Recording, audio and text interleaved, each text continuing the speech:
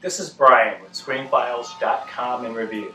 And what I'm looking at today is 1980's Saturn III, directed by Stanley Donen. What impresses me about Saturn III is that it's the first science fiction film that I've seen that tries to depict humanity evolve. Humanity becoming something other. Unfortunately, this is not the point of Saturn III at all. The idea that, for some reason, ships look like insects? Why is that?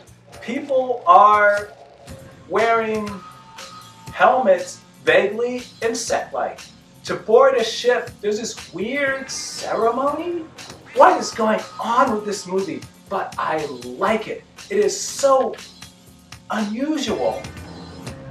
Though the problem is, when you deal with people, it becomes fairly mundane.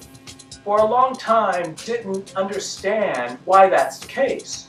Though, through my research, I've learned that Saturn III was originally directed by John Barry, someone who's done production design for movies like Star Wars, Superman, and The Empire Strikes Back.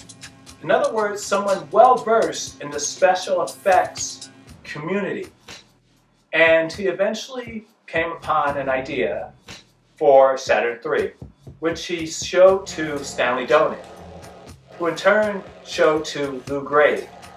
And they essentially decided that they could make a movie based upon John Barry's treatment. Though John Barry was envisioning something relatively small scale. That is, until people like Farrah Fawcett and Kirk Douglas got involved, and the budget grew accordingly.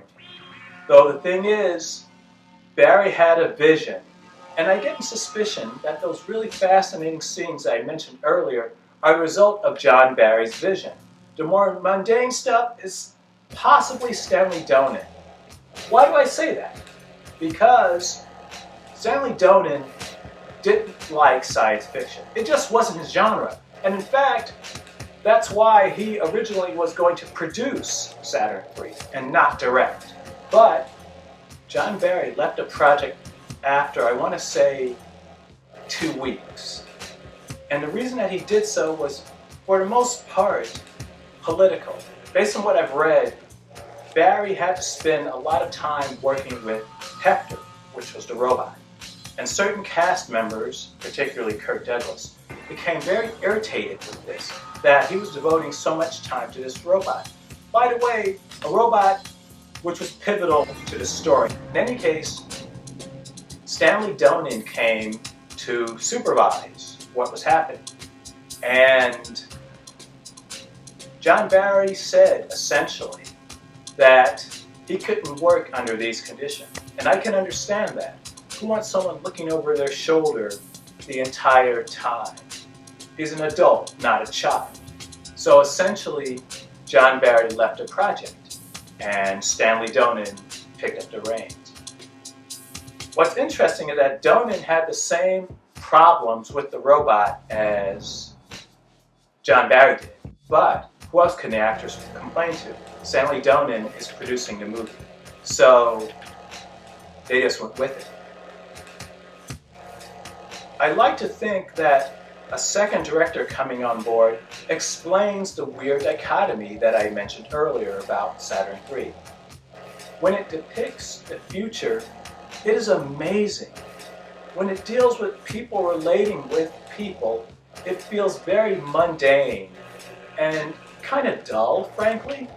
Then there's the whole issue about Harvey Keitel, who played Benson, not wanting to come back to the movie, clearly dissatisfied with his experience, and overdubbing his voice with Roy Dotrice, who's a great actor. In fact, if you've seen early episodes of Space 1999, the first season, his character is Commissioner Simmons, though he's been in many other things. And they used Roy Dotrice to overdub Harvey Keitel's voice, which is weird. It works in the sense that if you see Saturn III, you won't at least I should say I didn't, recognize that that wasn't Harvey Keitel talking. It's well done, but it's a weird decision to make. Hector, the robot from the Demigod series, is perhaps one of the most interesting robots put on screen. I love Hector. He's fascinating. The way he's even built reminds me vaguely of something from Excalibur in terms of armor. It is a great robot, and it's an interesting creation. And Saturn III is just such a fascinating movie. It doesn't work, but it fails interestingly, if that makes any sense at all.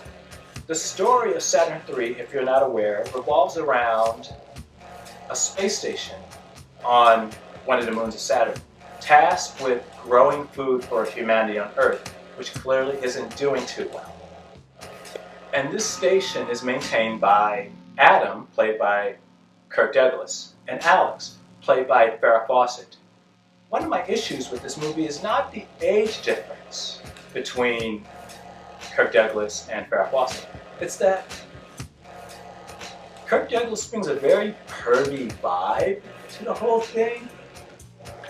This could have been done in a way where the relationship between Adam and Alex was more wholesome, though as depicted in the movie, it feels kind of skeezy and a little dirty. It's very off-putting how Kirk Douglas acts in this movie towards Farrah Fawcett. It doesn't work for me. It makes the movie very unappealing on a certain level.